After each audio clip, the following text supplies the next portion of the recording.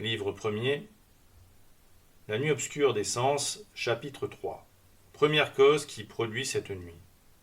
Suppression du goût dans l'appétit des choses sensibles. La nuit naturelle n'est autre chose qu'une privation de lumière, et aussi une privation de tous les objets qui ne se voient que par la lumière. Elle fait en sorte que la puissance visuelle se trouve, vis-à-vis des choses, dans l'obscurité et le vide. C'est ainsi que la mortification de l'esprit mérite pour l'âme le nom de nuit.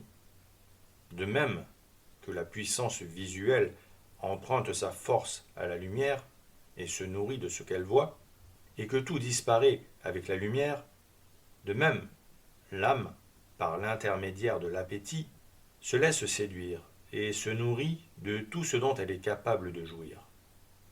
De même aussi, quand l'appétit s'éteint, ou pour parler exactement, quand il est mortifié, l'âme n'est plus sollicitée par le goût des choses sensibles, et se trouve, au point de vue de l'appétit, dans l'obscurité et le vide. L'action de chacun des sens fournit des exemples. En supprimant l'appétit, qui porte le sens de l'ouïe à se satisfaire de tout ce qui est délectable, l'âme se trouve, selon cette puissance, dans l'obscurité et le vide. En s'interdisant tout ce qui plaît au sens de la vue, l'âme se trouve de nouveau, selon cette puissance, dans l'obscurité et le vide. Il en est de même pour la privation de la suavité des parfums, pour celle des mets qui flattent le palais. Là encore, l'âme, selon ses puissances, se trouve dans l'obscurité et le vide. Enfin, la mortification du toucher, en supprimant les plaisirs et satisfactions propres à ce sens, laisse aussi l'âme, selon cette puissance, dans l'obscurité et le vide. Il est donc établi que l'âme, en se dépouillant du goût des choses sensibles, en mortifiant l'appétit qui la porte vers elle, est regardée, à juste titre, comme placée dans une nuit obscure. Et cela revient à dire que le vide de ces choses s'est fait en elle. Si nous en cherchons la cause, nous pouvons dire, avec les philosophes, que l'âme, au moment où Dieu l'unit au corps, est pareille à une toile unie et lisse, sur laquelle il n'y a rien de peint. Tout ce qu'elle apprend peu à peu lui vient par la vie des sens.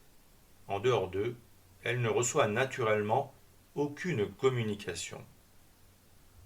Se trouvant unie au corps, elle est comme un homme enfermé dans une obscure prison. Un prisonnier ne sait rien, si ce n'est ce qu'il peut apercevoir par les soupiraux de sa cellule. Et si ce moyen lui manquait, il ne saurait rien d'autre part. Il en est de même pour l'âme. Ce qui ne lui vient pas par les sens, les soupiraux de sa prison, ne lui viendra pas naturellement d'ailleurs. Si maintenant elle repousse et détruit ce qui peut lui venir des sens, nous pouvons affirmer qu'elle demeure dans l'obscurité et le vide. Car ainsi que nous l'avons dit, naturellement, il n'existe pas pour la lumière d'autre voie d'accès. Il est bien vrai que l'âme ne cesse jamais d'entendre, de voir, de sentir, de goûter, de toucher. Mais dans notre supposition, elle ne le fait pour ainsi dire pas. Ces actes n'embarrassent pas l'âme, car en les repoussant et les détruisant, c'est comme si elle ne voyait ou n'entendait, etc. Celui qui ferme les yeux n'est-il pas dans l'obscurité, comme l'aveugle, privé de la faculté de voir? Dans le même sens, David a dit « Pauper sum ego et in laboribus a juventute mea ». Je suis pauvre et dans les souffrances dès ma jeunesse. Bien qu'il fût certainement riche, il se dit pauvre parce que sa volonté n'adhérait pas au bien, ce qui faisait de lui un vrai pauvre. En supposant qu'il le fût réellement, mais non selon la volonté, la pauvreté vraie disparaîtrait, l'âme restant riche et satisfaite par l'appétit. De là vient que nous nommons cette nudité nuit pour l'âme, puisque nous ne parlons pas ici de dépouillement réel. L'âme n'est pas vide aussi longtemps qu'elle conserve l'appétit des choses sensibles. C'est en elle, par l'absence de désir de ces choses, que se produit le vide et la liberté, malgré l'abondance de tous les biens.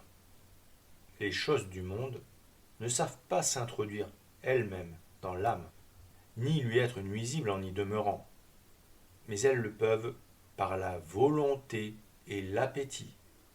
Cette première sorte de nuit est une des deux par lesquelles, comme nous l'avons indiqué, l'âme doit passer. Et elle concerne sa partie sensitive. Disons maintenant combien il est indispensable que l'âme quitte sa maison par cette nuit obscure des sens pour monter à l'union divine.